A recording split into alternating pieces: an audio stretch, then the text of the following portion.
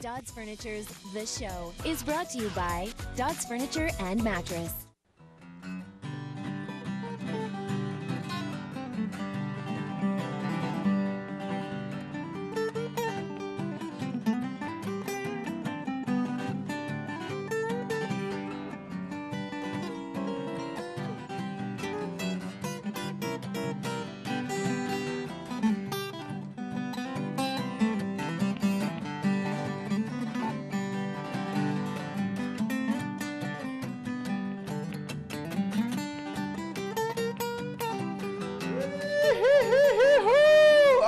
Good old time right here, right now. It's episode number 53 of the show right here on Shaw TV. Playing a good time music, and behind us right now is the Atkinsons, brothers Dean and Neil.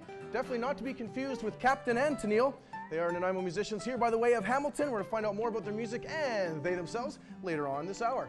Also coming up on today's show, we're going to blind you with science. Liz DeMattia from Nanaimo Science and Sustainability Society is here. Check out the back of my clipboard. It's got the logo on there, eh? It's a beauty. All right, Bob Fenty and I are going to be taking some part with some science experiments with her later on. I hope cloning has nothing to do with any of the experiments today. Now, are you on Twitter? If not, well, why not? Brian Sugiyama, who still uses Netscape Navigator, is going to be sitting down with social media consultant and author Don Power to find out about his new book, Twitter for Skeptics, and also to find out why we all should be tweeting ferociously. Joan Heron is going to look into the world of guitar making, really excited about this, with guitar maker Mikhail Robert, who I've decided to nickname Lex Luthier, the Superman of guitar making. Lex Luthier. All right. Bob Fenty is also going to give us an update on the Big Bite campaign from the Heart and Stroke Foundation. Very pleased to have Sarah Maisie back into our Shaw TV studios. Joan Heron is also going to give us a glimpse into the mind of an entrepreneur when she speaks with Sasha Srdic. All it takes is one man to improve strawberries across the nation. We're going to find out why in that interview. And as the weather gets better, our thoughts, of course, turn toward home renovations and construction. But what are the dangers in building or fixing up a home outdoor deck? Brian Sugiyama is going to find out from deck builder Ken Connolly. And I'm particularly interested in this segment because people have been telling me I've been playing without a full deck for years. All right, sorry guys. All right, but first we're going to throw it over to Joan to kick it off with a look into a dance series that's open for everybody, perhaps even me. You're watching the show right here on Shaw TV.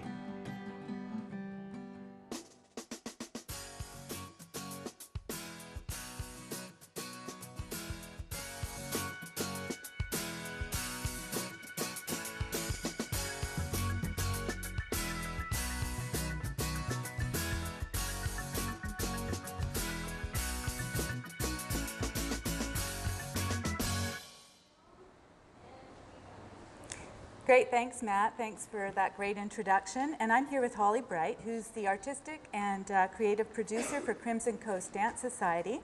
And we're here to talk about Dance Church, which is a different approach to dance, I've heard. And so I'm going to just jump right in and ask you a little bit about what you're doing with Dance Church. We wanted to have an opportunity for the community to get together, all ages, for families to dance together with each other and with their friends. And in order to do that, we required to create a space, which is the Wellington Hall, and to bring the people who make up Dance Church, which are the community. Right. And we're offering this once a month, and it's just an opportunity to come together and dance and celebrate our creative expression through movement. And it's sort of a departure because you don't usually have dance classes per se. You have events, dance events, really. So this is a little bit of a weekly event that you're going to be having on an ongoing basis? It's actually monthly. Oh, sorry. It's the last Sunday of every month from 1:30 to 3:30. And we often offer workshops with guest artists and occasionally with local artists who are teaching regularly. What's unique about it is that there's very little instruction. It's this fantastic opportunity to come and let the spirit move you, so to speak. So we'll open the event. People sometimes just wander in sometime in that 2-hour period. And we kind of set a tone or set departure point in terms of some facilitation. Last week we worked on moving from the spine in various planes of motion, and you can ignore those instructions and just dance to the playlist, which is fabulous. I find that really interesting. You were saying you bring a sense of the sacred, so that's where the dance church idea, I guess, comes in. It's sort of, you're in a space where actually people are having church as well, and so it's kind of an interesting segue because you're at the Wellington Hall there. But also you were saying that you're giving people an opportunity to try different types of dance? Well, it's completely open. It's an opportunity to dance and to express oneself through dance, however you choose, to the music that's on the playlist. And I try to compose the playlist so that we arrive and we kind of warm ourselves up, and then we get really busy dancing and have a lot of high energy movement and interaction. And then instructions are just layered, just gently suggestions are made if someone chooses to use that information to move or as a source of movement. And then I try to, then I try to tie it together at the end by bringing the energy down and getting us aware of what is happening in our bodies, what's happening with us emotionally, what's happening interactively, and with our breathing, and how we feel and how it's different than when we first started. So yeah, there are lots of facilitators who are going to share the role of leading dance church, and so it'll be different every time, and we do try to bring a kind of closure to the end, and really to celebrate our bodies, to celebrate the spirit contained within our bodies, and how absolutely creative we are through movement, all of us, all the time. And what we get to do here is focus on it. Right. Well, you do have a way of closing, and we're going to close this segment with that very thing. So maybe you could just give us a little Sure. I often will bring a sample of poem, and I have a little poem by Rumi. Dance when you are broken open. Dance if you've torn the bandage off. Dance in the middle of the fighting. Dance in your blood. Dance when you are perfectly free. That's great. It's beautiful. So thank you so much, and we're hoping that people get out to dance, and that's the main thing. And right now we're going to have some experiments with Bob. Thanks, Joan. And yes, I'd like to welcome to our show Liz DiMattia today. And Liz is with the, this is a mouthful, Nanaimo Science and Sustainability Society, or more commonly referred to as NS3. And this, Liz is from VIU. She works up there, and there's a number of workshops coming up in the near future. Tell us about those, Liz. Yeah, so this summer, the organization has a mission to increase science and sustainability knowledge through hands-on learning. And we have been doing that through outreach programs. And this summer, we launched, in partnership with VIU, summer camps for kids. So ages 5 to 13, but they're broken up in junior scientists, 5 to 9, and senior there's scientists. No room for a young guy like me. No, there's not. But we're gonna, yeah. You can come and play, though. You can be a volunteer at some point. And how do we register for these? How do kids apply? Just phone up? Yeah, so there's 2 different types of camps. There's Get, Set, Go, which explores how things move, and Dare to Design, where we have kids designing things. And they're all-day camps from 9 to 3, and you can sign up. You get the information online at our website or at VIU Welcome Center is where you register. And we're going to start with a really exciting, it looks like ham and eggs, folks, but no, it's not. It's actually, it's a hard-boiled egg. A hard-boiled egg. And Liz tells me she's going to do some magic or some science. Well, what do you plan? You're gonna not going to blow it up, are you? Because I'm not going to blow it up. But one of the things that our programs are Get, Set, Go, so exploring how things move. And so I wanted to show how I can move this egg into the flask. No, there's no way. It'll get up in pieces. Well, and the way we're going to do it is through changes in pressure. So the first thing I'm going to do Secrets. is light, hopefully not the set, put this in there, and we're going to put that in. Whoa, look, oh, it did. It did. So what's happening? Unbelievable. It's not magic, it's science. Basically, the air inside the flask heats up, and what you didn't notice is at first, as it expanded, little pockets of air came out. And then the egg settled, and then as that hot air cooled when the fire stopped, the pressure inside got less, and the outside pressure pushed that egg into the flask. So we'll explore with kids how things move like this, but pressure differentials or how do we get that many out of there things now? out. Well, this one, we'll have to do some extraction later. We'll have some fun with that, I'm sure. So this is just one example of what kids are going to be involved with? Oh yeah, so we usually start with the demo and then they'll spend the day exploring and building other things that move, from planes to roller coasters, and looking at birds and really cool insects. And also, we don't think of things like clams moving, but they actually do, and explore how that moves as well. Wonderful. So this, and again, all they have to do is get a hold of the VIU. Yes, so you go Sign on to up. either our website, which is nanaimoscience.org, all the forms are on there, and then there's a phone number to call where you can register, or you drop it off at the VIU Welcome There you Center. go, folks, and we're going to come back with Liz in a short time. We're going to have some fun with Matt. He doesn't know about it yet, but I hope he brought some soap, because he might get a shower. But anyway, we'll be back a little bit. Now we're going to go over to Brian and talk about Twitter. Twitter. There you go, Brian. Off to you. Thanks, Bob. We're talking about Twitter, and people, I'm relatively new to this. I'm a neophyte. I'm the twit in this segment. But I've got with me today Dawn Power, who is a social media consultant and an author of this book, which is called Twitter for Skeptics. And Dawn, people think about Twitter as something that's really a social item, but not usually fairly light. Right. And you're talking about it in a business application point of view. Yeah, very much. Most people are familiar with Facebook, of course. There's over 1 billion people on Facebook and Facebook business pages. But you're right, very few people think about Twitter in terms of a business use. My perspective on it is, in fact, it's the best social network there is for business use. And there's definitely a strategy on how to go about doing that very, very effectively. And really, this whole thing with Twitter is it's a short phrased communication.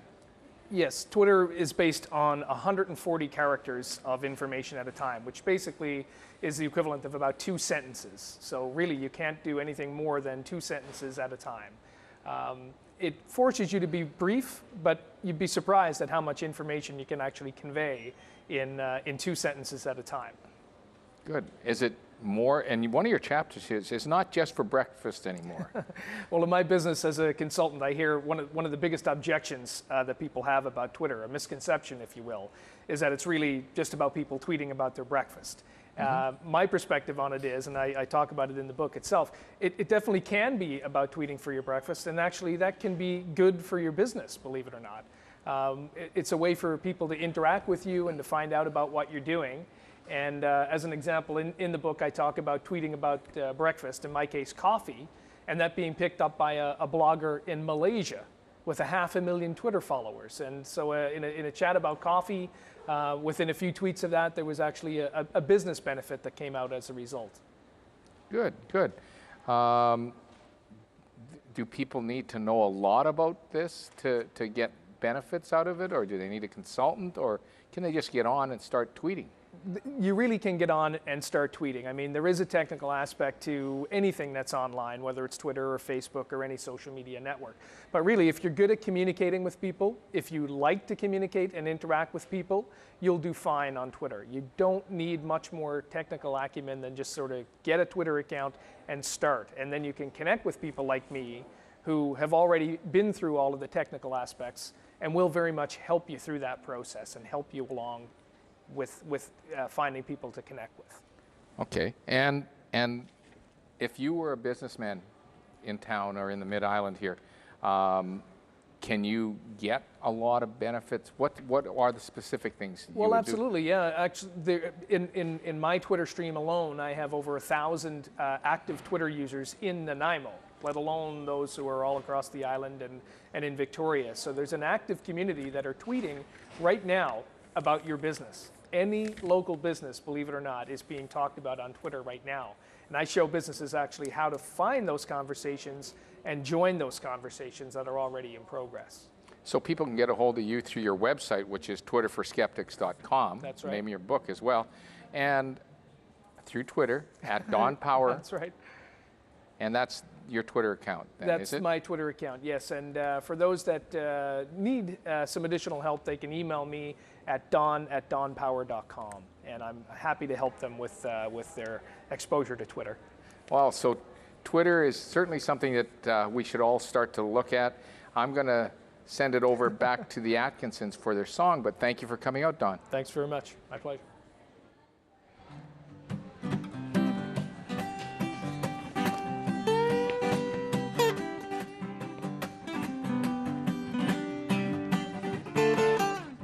You could be the ocean,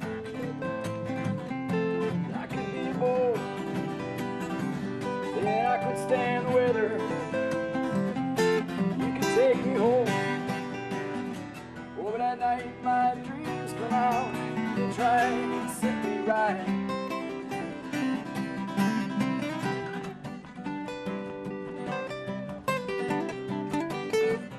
Oh, and I tried, never learned to fly, falling ever far from the tree. Just putting time on a memory line like those coming back to visit me. Maybe it's time to move away again, chase my dreams, and maybe I'm just running. When the women didn't work for me, love took my time, and the dream kept me coming. Oh, but that night my dreams come out, and they try to set me right. Oh, and I tried, ship go by, and I said, where all the time go?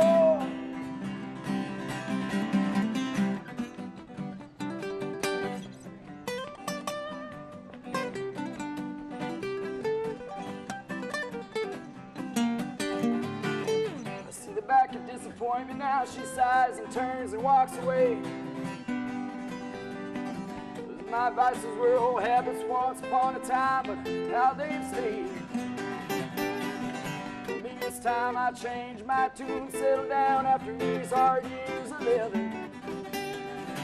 Maybe then she'll see I come around, change her mind, and take me back forgiven.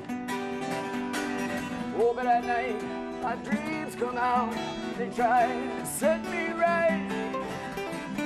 Oh, and I see my ship go by, and I think, where'd all the time go? Where'd all the time go?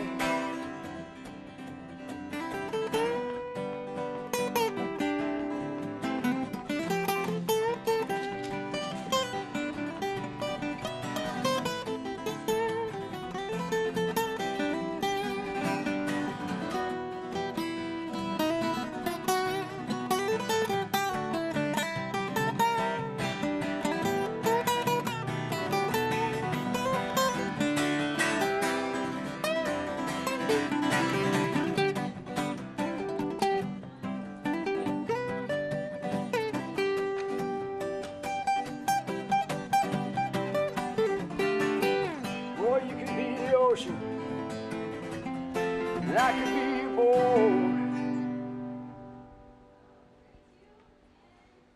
That's great. We're going from Forgiven with the Atkinsons to the Forgiveness Project. This is Mikhail Robert, and he is a luthier, and he has a really interesting project. It's a 3D guitar, yes, which he calls the Forgiveness Project. Tell us a little bit about the project, Mikhail. Well, 3D is short for the third dimension guitars. I'm very purposeful about creating something which has another dimension to it. The first one being the physical instrument itself, and the second is the sound that it makes. And the third one is something very special that I wanted to do for a long time. It's about the vibration, which the sound and the vibration, which embodies something very important and very special, I think, and in the way that the sound will project towards the people who hear it and play. And forgiveness is what I meditated on when I created it. Right, and it's the inside of the guitar that is the special part, the 3D part. That's so right. I went to your studio, where you were building your 3D guitar. You don't have it with you today because it's not quite finished. Yes. But we're going to show some footage of that process that you go through when you're creating this special guitar. So here's the inside of the guitar here. And that in and of itself is pretty amazing. You make guitars for people all over the world, Yes. and for musicians who are performing on various stages, Yes. classical musicians. Yes. So tell me about, you've got this, these pieces here, you call them sails. Yes, this is the insides of the instrument, and I've added a whole bunch of structure, and they're very thin pieces of wood, the little elements there, which are like little wind sails. They will vibrate in a very high frequency and ideally impact the upper registers of the sound and dress it up in a little shimmer that I'm hoping will recreate the sound vibrations of the healing sounds and the sacred vibrations of all that is good. Right, so the guitar now, that was about a week ago, I guess. Now 2 weeks ago. It's 2 weeks assembled ago. now. I'm finishing it. It's in the ugly, beautiful stage when it's half finished, and there's still more fitting and more cleaning up and sanding and scraping to do. Right, and then you're going to be finishing it with a varnish, Yes. which I saw you doing Yes. with some of the other instruments. Yeah. And so that when you're finished, I'm hoping you can come back and play it I'd for love us. that. But at this point, you have your own guitar here, Violetta, Yes. which you've named all your guitars. Now, you've made instruments for people around the world, Yes. and you don't like to name drop, but you have lots of different people who are playing your instruments, Yeah. very accomplished classical Yes. guitarists, and you're also a teacher. Yes. And so, can we take a look at the guitar that you have with you today? Yes, this is my personal instrument, and I built it for myself after many, many years of not having a guitar because my clients got them all. And the wood here is very old, and it's the extinct Brazilian rosewood. I've saved these pieces for probably over 30 years myself. And this is European spruce, and the sound is very special. I don't know if I can play it, but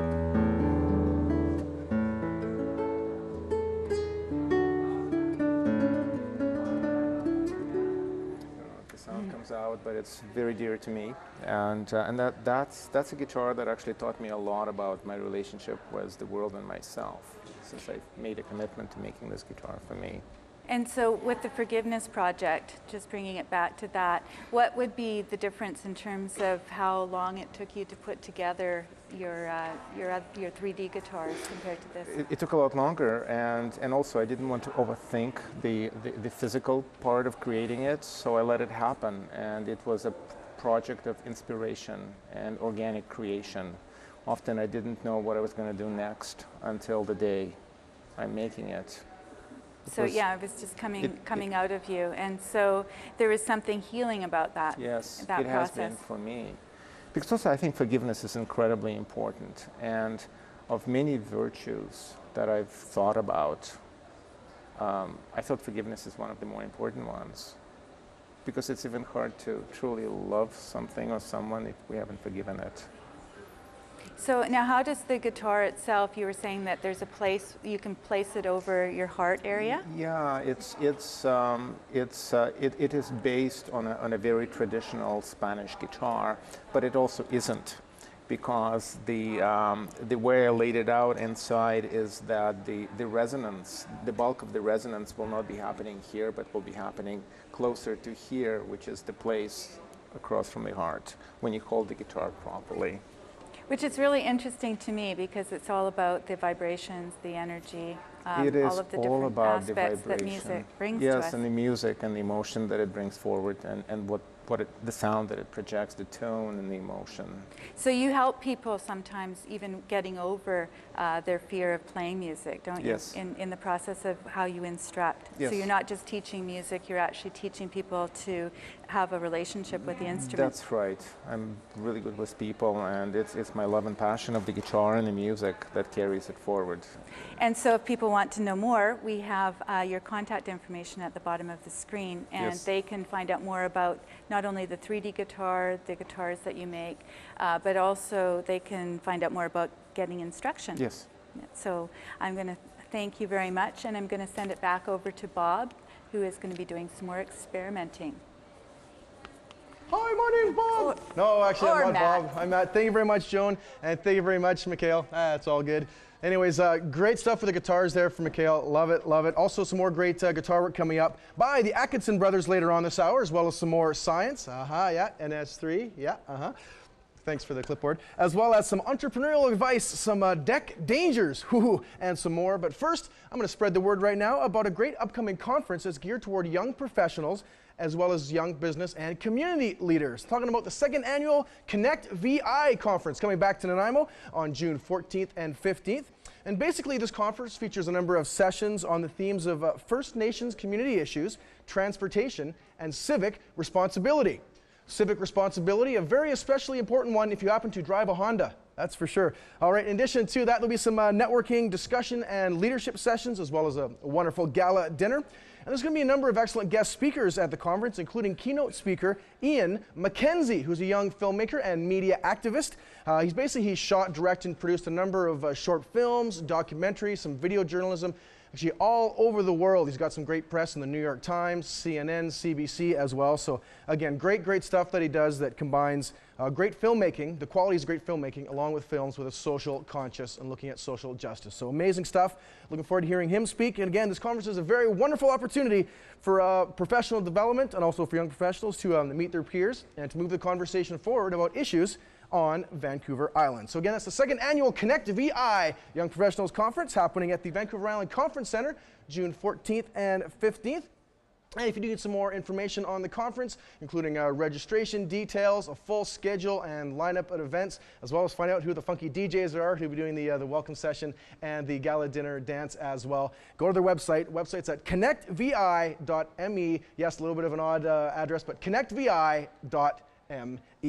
All right, well, that conference got my heart a-pumping, so it's time for a little more to find out about a campaign that's going to help heart health. For that, we're going to send it over to Bob Fenty. Bob, over to you. Oh yeah, my heart is just going here, just going crazy because I've been on that big bike. No, not yet.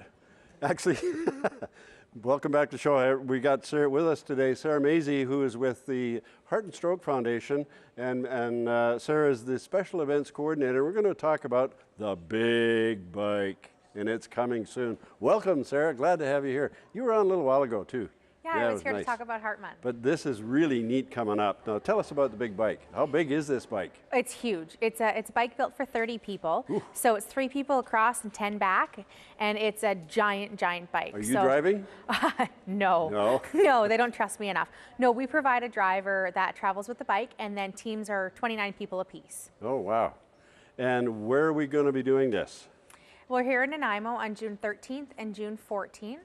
On the 13th, we're at Port Place, and on the 14th, we're at Woodgrove Center. Just around the mall is all you're doing? No, both of them, like the one at Port Place, we go through downtown Nanaimo and back to Port Place, and then at Woodgrove, we go over to Superstore and back to Superstore. So it's really fun. How do I sign up now to get on this, to become a... Is it really that hard? Yeah, well, it moves on pedal power. There is no engine, no nothing. So if you don't, you have your own handlebars, your own handlebars, your own seat, your own pedals. 29 pedaling. Yeah, 29 people pedaling, all at the same time. And like I said, it moves on pedal power. That's what's so unique about this event. It's a lot of fun. It's a chance for you to go out with your coworkers or family and friends and do something for a great cause. So how do I sign up? You contact me. Either through by phone at our office or on our website. We'll mention that in a minute too. Great. But now let's talk just briefly about last year across Canada. There was about 200 communities where the big bike was held. How many people were involved in that? We had about 40,000 people riding the big bike last year across Canada. And they raised? $7 million. So how do we raise all this money if we're on the bike and pedaling? Well, people do fundraising by asking family and friends, or as a team, they'll often do group fundraisers. We've got lots of really unique ideas. Somebody braided their hair and cut them each piece off for $10. And wow. Yeah. Well, and this year is a special year as well, too, because it's the 20th anniversary of the big bike here in Nanaimo. Yeah, we're really excited to be celebrating Big Bike's 20th birthday. We're calling it the 20th birthday.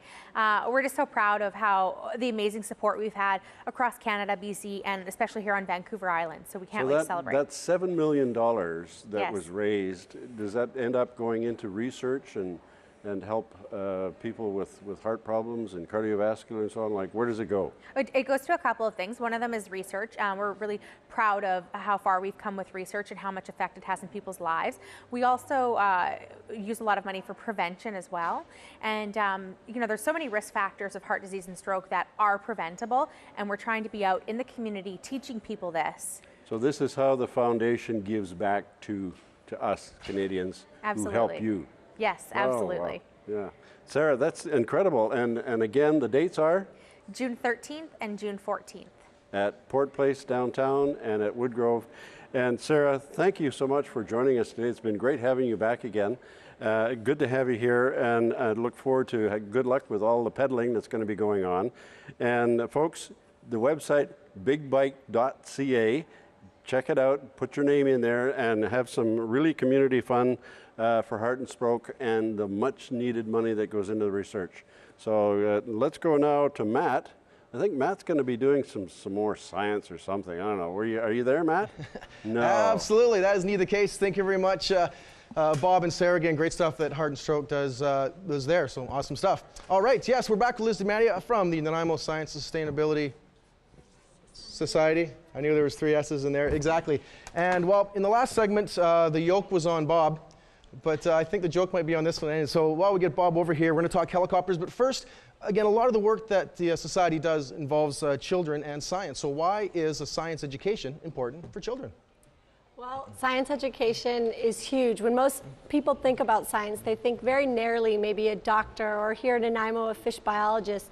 But really, science is a way of thinking and exploring and questioning and getting people interested in lots of different careers, from engineering to we have engineers here in Nanaimo who build huge air compressors, who build robots, who deal with bridges. And so it's not just a small field. Like I study trees and plants, but ecologists and scientists in general, from physics to chemistry to natural history, it's huge. So it's very important. And here on the island, from Mid to North Island, science enrollment in secondary schools has been decreasing. And it's science that really propels communities forward. Absolutely. So yeah, basically there's science everywhere, and apparently there's going to be science in these little bits of leaves and paper clips. So what exactly are we looking at here? So again, one of our themes for our camps is Get, Set, Go, how things move. And if you look at the large maples right now, they're full of seeds, and the seeds are called samaras. And as a kid, I've always loved these, and you might too, but they fly and they deal with helicopters. And so most of the engineering that we have... You're flying again, Matt? I don't believe it. Come on, he's up and away. Yeah. Comes from nature. So I brought an activity that we do with kids, and I want to see which one of you guys... You picked the 2 biggest kids on set, yes. Some paper to fly like a helicopter. So first, I did the pre-cutting for you because I wasn't sure you were allowed scissors. So you fold the bottom on the paper on the dotted lines. Oh, there's different sizes. Yeah. On the dotted lines on the bottom. And then the top, you fold like floppy ears opposite. Oh, I know floppy ears, so that works for me. All right. And then you can try it without or with a little weight. I like a little bit of weight on my paper clip. Oh, so just on the bottom there? On the bottom. All right, so. We're going to do this one too. Okay. All right. And then if you guys were real kids and we had lots of times, I'd make you explore with more paper clips. But then you can just lift it up and so you guys can see which one does a better job. All right, so there's 2. All right. Look at that. Hey!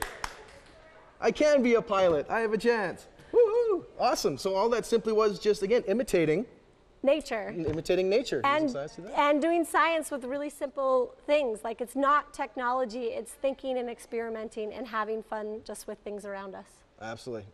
Awesome stuff. So again, we're going to probably talk again a little bit, but you're also doing some science camps for kids over the course of the summer. How can folks find out more about those? So those, again, you can find out about those at our website, nanaimoscience.org, and it's Get, Set, and Go or Dare to Design. There's 2 different camps this summer, and it's hands-on fun. So building things like these, exploring outdoors in nature, and just working together in team events and challenges, which we'll do a little bit later with you. Awesome, perfect. Yes, I believe there is one more science experiment, so I'm going to go give this back to Bob and tell him it's a flower. But in the meantime, we're going to pass it over to Joan with a bit of that entrepreneurial spirit. So Joan, over to you.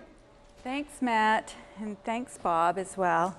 I'll try and get things right. I'm doing quite a few different things tonight, so we're just going with it. I'm here with Sasha Srdic, and he has gone from medical school to law enforcement, and now he's an inventor who has his latest invention with him, and he's appeared on the Dragon's Den with this. This is true, I have. So you can tell me a little bit about what you have in your hand there. This is my product. It's called the StrawberEase. It's probably 12 or 15 prototypes later. I put it down on a napkin about 6 years ago, and I now hold it in my hand, and it's a very cool feeling to have gone to China and to found a manufacturer that produces something that will work on every fruit or vegetable that has a core very quickly and easily. Pretty amazing. Although the Dragons did pan you, but So you were undaunted. You moved that's on. Right. The Dragons poo-pooed me, if I can use that, and they said that the product, basically they didn't believe in the product, which led to another investor, believe it or not, on the other side of the world from Austria. We created a business partnership in a new company, Ease Cuisine, and we brought this product to market, and it's here now. It's selling both online. We've got Quality Foods that's picked it up. It's moving. It's great. So what you did was you went to a networking meeting after you were on Dragon's Den, right? And so you, by being undaunted, that means that you actually just said, you know, I believe in this thing. So exactly. I'm going to carry on. My experience has shown that the number one key ingredient in success, in entrepreneurial success, is perseverance. You have to keep moving forward. You have to be coming from a place of gratitude. I have to be coming from a place of gratitude. And right. So you met up with Paris Gaudet. Correct. And then moving right along, you won third place. We're sort of moving the story along, but you won third place in a competition That's for correct. inventions. Paris invited me at a networking luncheon to attend a summit called the Pub Summit. It was only happening in 3 cities, Nanaimo, San Francisco, and Los Angeles. And I placed third in this innovation competition. So that led to you having a meeting with, you were saying you had a meeting with some movers and shakers? That's correct. We've had some great meetings with some mentors. We've dealt with Innovation Island, Nanaimo Business Development Corporation, even Community Futures way back when. All have been a fantastic support, and we have much gratitude for them. Right, so now you're an entrepreneurial advisor, and you also work with economic development. Yeah, I think the entrepreneurial advisor aspect of it is really my way of giving back. I really think that it's important to give back, just like people gave to me when I started this and when I didn't know what I was doing. And it's now my turn, so I'm very open to mentoring anyone that might have a great concept or an idea. And I want to mention too that you're going back on Dragon's Den. Correct. Talk about being persevering. Yes, we've been invited back to Dragon's Den on the Where Are They Now segment. Right. And we'll be appearing as soon as the product is in retail sectors, which it's now going to be. The idea is that they will fly out and film me in front of the product to show them that we did it without them. So you say you want to give back, and so we've got the information at the bottom of the screen if people want to get a hold of you, and if they have ideas or if they want to go on Dragon's Den, I'm sure you will have lots of things that you can contribute. So I thank you so much for all the work that you're doing, and good luck with that. Good luck with Thanks your very much, John. Appreciate inventions. I'm sure there'll be more. And now we're going to go back to Matt and the Atkinsons. All right, thank you very, very much, Joan. Thank you very much, Sasha, for coming on the show as well. I'm here now with our musical guests for this episode. It's the Atkinson brothers, Dean and Neil. Gentlemen, welcome to the show. Thanks for having us. Yeah, great to have you guys here. So, of course, we have some 3 very important questions to start it off. First off, who is the oldest? That'd be him. I'm lying, it's me. All right, the truthful. All right, in that case, who is the smartest? That'd be me as well. Over here. Okay, well, let's do a tiebreaker. Who always gets the last beer at any social gathering? Whoever can run the fastest, I guess. So it's not about smarts, indeed. Yeah. Speed. It's about speed. Well, question two about brothers, of course, for maybe the most famous brothers around here, the Srdic brothers, twins, but they sort of have that magic when they play hockey together. Do you guys find there's any sort of difference, your telekinesis or something, when you guys play together as brothers compared to playing with other musicians? At times, I do. Between songs, sometimes we're a little bit too much like brothers. That when we start playing music together, then we feel like family, and we harmonize. Our voices tend to have a nice timbre together, so we're told. And so yeah, I guess, and plus growing up together and just being comfortable around each other, it's an easier place to be when you're playing music on stage with one another. I think it's funny that we can, bicker a little bit here and there, and then still manage to make some musical harmony while we're playing. So a little bit of contrast there. Yeah. I think people kind of get used to it after they've seen us a few times. It's like, oh, they're just brothers, whatever. Do you think that maybe music could almost be used as a bridge in, say, more families? Like, do you think for families to come together throughout music, do you think that's a smart thing or something families should describe to do? Sure, absolutely, yeah. Nice. All right, so you guys, now I've got this straight, you're born, raised in Hamilton. Yeah. Hamilton, Ontario, home of the Tiger Cats. Hammertown. Hammertown, yeah. So what brought you guys out to the coast? I moved out here I just went on a vacation, a couple of weeks. We went camping up in Tofino. The place was just amazing. There was lots of culture here. Hamilton at the time, I found in the pubs and in the bars where I was playing, there weren't a lot of original music going on. So I wanted to kind of follow all the artistic sort of things that were happening out here. And then I ended up going back to Hamilton years later. Dean was quite a bit younger. He's 7 years younger than I am. So I went back there, and we actually took a busking trip across the United States together.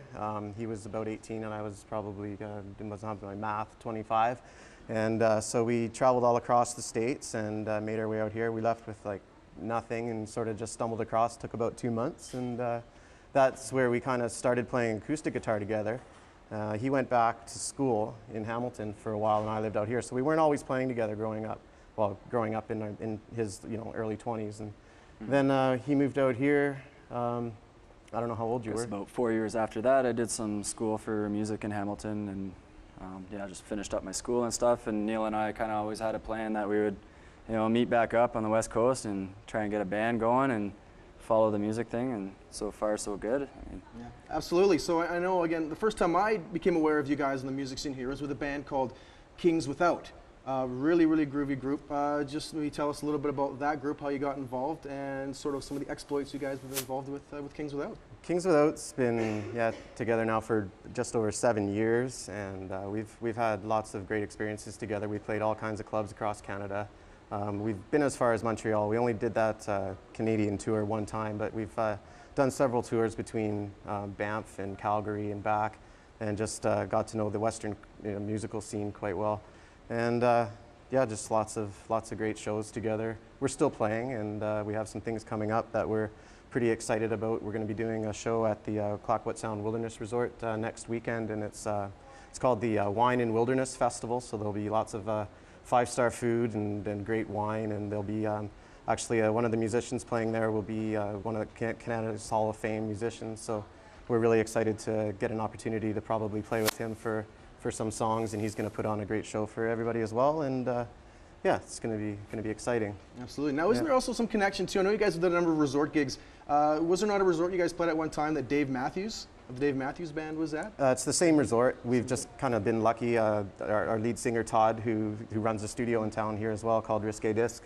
It's actually a record label, and he's been up there working. He started working there at 18, and then it evolved into a house gig for us.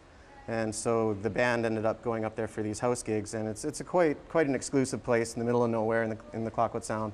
And so yeah, a lot of interesting people and some unfortunate people, show up there, and he was one of them. He comes there regularly and brings his family and friends as a vacation from his hectic life as a musician. So beautiful. Yeah, it was a really profound and great experience to meet him and his family and to be able to enjoy his music. Absolutely. All right. Yeah, it'd be nice to know more about it. Unfortunately, we are running out of time. So, Cleve, before we get to another song, you guys also regularly play at Fibber McGee's, correct? Yeah, that's right.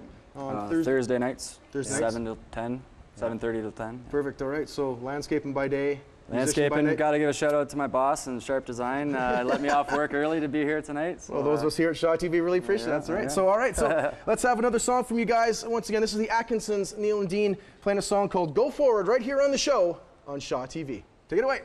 1, 2, 3.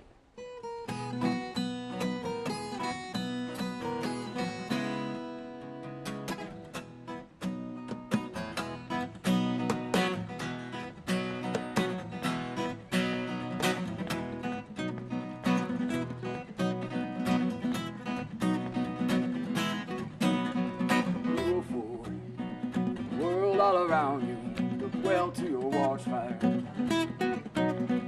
You go forward, so you're gonna lay down the cheats, thieves and liars. When you go forward, now we gotta stand up for it. Are we gonna rise for it? Rise, yeah, when you go forward, now we gotta stand up for it. Are we gonna rise for it? Rise, yeah, yeah.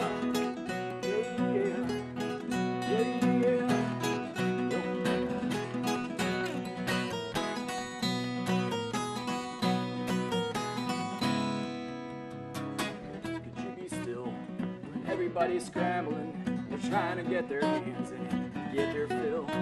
But you stay standing when they're trying to knock you down, cause they don't want a better man around. When you go forward, now we're gonna stand up for it. Are we gonna rise for it? Are we gonna rise? Yeah, when we go forward, now we're gonna stand up for it. Are we gonna rise for it? Rise, yeah, yeah.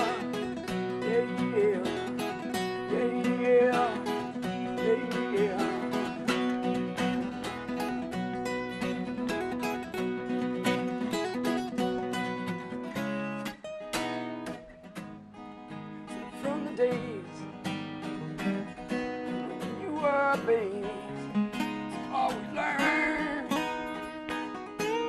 is what Mama gave you. So take away, take the whole ocean, make it rain, make it rain, rain, rain.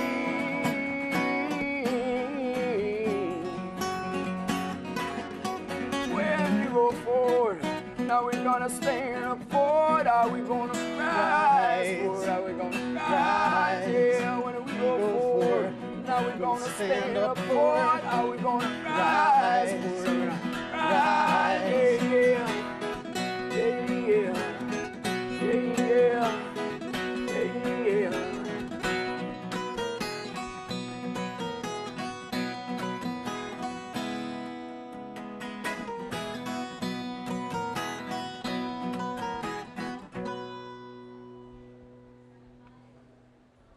Well, great music by the Atkinsons. I have with me today Ken Connolly, who is a local custom house builder and renovator, and with a company called Pheasant Hill Homes. We're going to talk about decks. This is that time of year when everyone's out on their decks, but are they safe, Ken? Tell me about that. Well, our decks can be a great part of our lifestyle and a way to enjoy the outdoors, and this is a time of year when I think people are asking those questions because some people want to build decks where maybe they don't have one, and other people know that theirs may need a little bit of work. Okay, and I understand there's really two different types of decks. Only there may be different styles and designs, but two different types that are basic. Yeah, there's a continuous membrane type. The most common of those is vinyl decks. And then there are fiberglass decks and plywood sheeted decks and so on, concrete decks. And then the other main type are drip decks where water's allowed to drip through underneath. And those can be made with composite wood, cedar, or treated wood. Okay.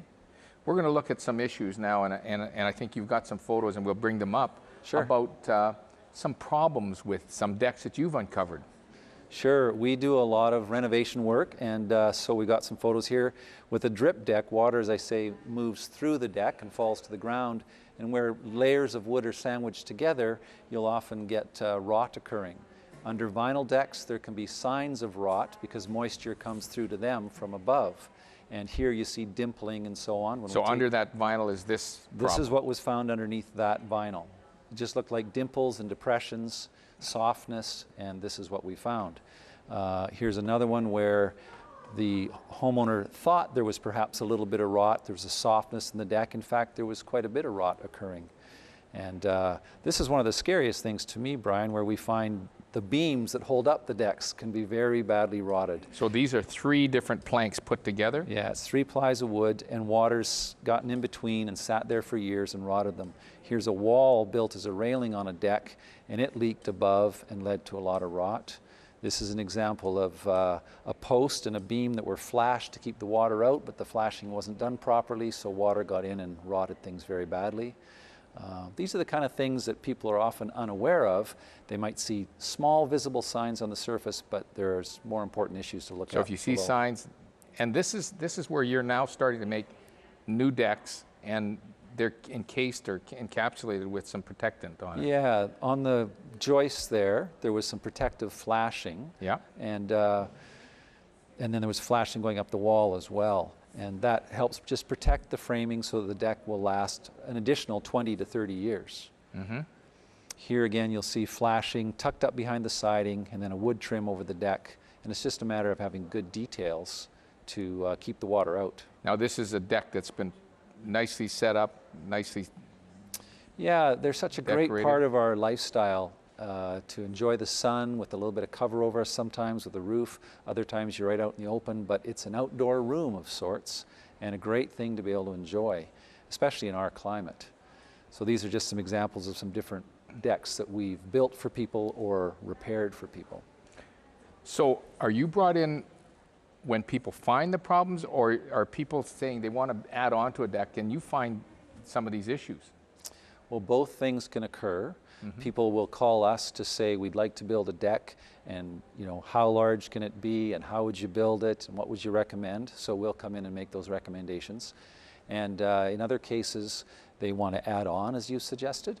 And in other cases, they just know, well, there is some softness here. We think there's some rot. It's time to have somebody look at it and tell us what we really need to do. So you as professionals who come in and are house builders can see and go in under these decks and see the problems of rot, where moisture's got in and compromised the safety of the deck and the structure of the deck? Yeah, there's often telltale signs, and we know what to look for.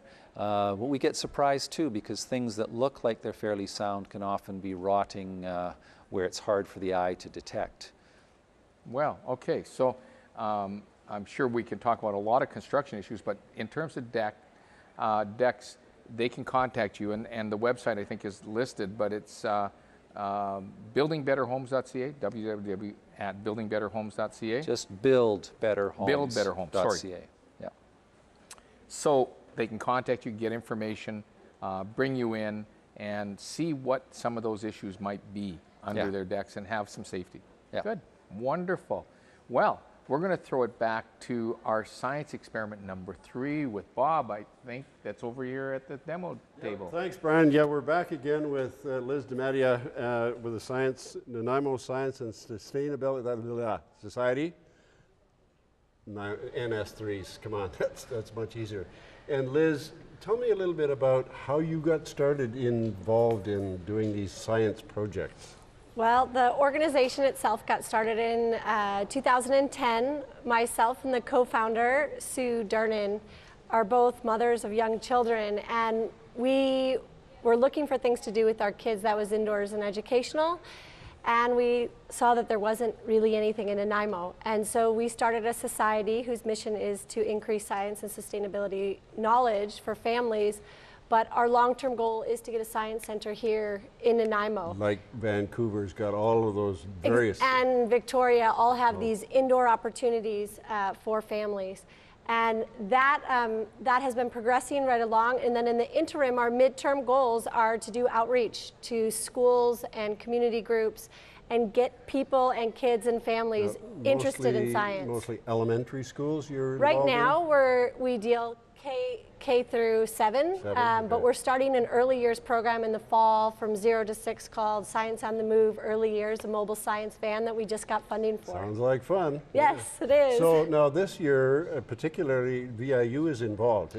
How did that happen? Yes, so we've had faculty at VIU be part of our programs and part of the knowledge. We like to keep all of our science local, so having things like bringing in the local seeds from our maple trees. Or helicopters. Or helicopters, but showing how it's connected to things that are local. And so VIU professors have been involved, and we kind of went to VIU because we don't have a home right now and said, would you guys, are you interested in partnering with us for the summer for a space for these science camps? And their answer was, yes. Wow. So you're welcome to. So we're there for the summer, fabulous. yes. So now we've got one last experiment before we have to say goodbye, and this is to do with this water. Is to do with water. This is my glass? No, this isn't your glass. This will be your glass. Oh, that's my glass. So what do we basically, have to do now? one of the things that Matt yet, or we no? do, we need him. Come on, yes. Matt, get in here. I just got a text from Andrew Roberts, big Chicago Blackhawks logo. I'm not sure what that's about. Brutal. Oh, well, whatever. Anyway, sorry, what are we doing? That is brutal because I'm a Detroit Red Wings fan. I'm So from am I. Detroit. But what we're doing now is something that's called, what we like to say is the Science Challenge. So we'll get kids together, we'll get groups together and challenge them to do something. And so my challenge for you is, how can you take this cup and lift it over your head upside down without getting wet? Really fast. Really fast. So put it over our head. Yeah. Turn it upside down. Upside down without getting wet. Draining any water out of it? Would it have to be what some happens if I get the mic wet? pressure thing? Would there be some sort of pressure? Try it. If I get the mic wet, does that matter? No? I don't know. Turn the cup upside down. Do it fast. Oh, okay, Liz is going to show us how. I'm going to drink this. No, I'm going to try it. Okay, I'm going to try the pressure. Okay, try it. All right, Let's see. Okay, real quick. Okay, right. 1, 2, 3. Oh, Whoa! didn't work. Didn't work, Matt. Apparently the pressure, I need to go back to science class. Okay, Liz is going to show us how. I'm going to give a little machine here. And I kind of cheated because I knew I had this and I didn't show it to you. This is my best shirt, too. But basically, what we're going to do here is use centripetal force to act against gravity and keep the water in the cup. So with some slight movement, I'm going to keep this upside down, and the water is not going to fall look at out. this. Not a drop. Way to go, Liz. Howie's still dry over there. Nice. Everyone's still dry. So do you want to try it now that you're wet? El Moscow. Go for it, Matt. All right. I'm just going to get out of the way so I don't get hit. They're not my cameras, so. All right, so same thing. Just basically get momentum and get her swinging. Yes. Okay, all right. Sorry, Howie, if this happens poorly. 1, 2, 3. Here we go. Woo, woo. Look at that. Matt's the doing key it. is Hey, making sure- Matt. All right. Hey. He's a pilot now. Exactly, yeah. Go All right, now I'm going to try to slow it down. Slow, yeah. There's a little bit of drift. A little bit of spraying, but not too much. Basically, you Nice. had more centripetal force than the force of gravity, so you kept the water in the cup upside down. Perfect. All right, awesome stuff. Well, thank you so much, Liz. And again, thank you so much for all the great science work the Society is doing. Again, what's the website if people want more information? NanaimoScience.org. Perfect. All right. Well, thanks so much, Bob, for as Thanks, well. Matt. And sorry about my hair. Anyways, time to wrap up the show. Again, thank you to all of our guests. And again, thank you for the science stuff here. Obviously shows Bob and I very good chemistry when we're on set together, even when we are under the microscope, as we were there in that last little section. And they got to fix this up. Right now, it's only a periodic table. Anyhow, all right. Thank you. Thank you so much again for watching the show. Big thank you to all of our hosts, all of our guests, all of our volunteers and staff in front of the cameras and behind the scenes. Pardon me. We're actually on Facebook now. Check us out. Facebook.com/The Show on Shaw. You can also find previous episodes of the show on YouTube and information on Shaw TV, CVI on Twitter. All right. Also, big thank out to the grocery. What's the grocery store? Hey, what's our sponsor there, Melissa? Country Grocer? Yeah, Country Grocer. Thanks so much for feeding the crew. Also, thanks to Dodds Furniture for their support as well. And to send it off, we have one more song from the Atkinsons behind me there. Last words for Virginia? To Virginia. Last words to Virginia. Thank you so much for watching the show right here on Shaw TV.